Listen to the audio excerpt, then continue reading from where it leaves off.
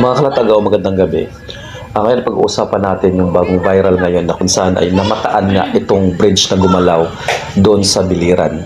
So ang dami ngayong nagpo-post sa mga vlogger at mga netizen na grabe, kakaiba talaga yung nangyayari.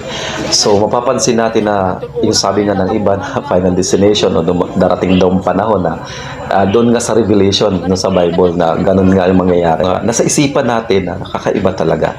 So kung mapapansin nyo, tingnan nyo nga yung mga nangyayari, kung nakikita ninyo, itong bridge nga na gumagalaw. Doon po yan nangyari sa Biliran. Tingnan nyo guys. Kayo na mismo magkusga kung bakit nga ito gumalaw at anong dahilan kung bakit ito nangyari.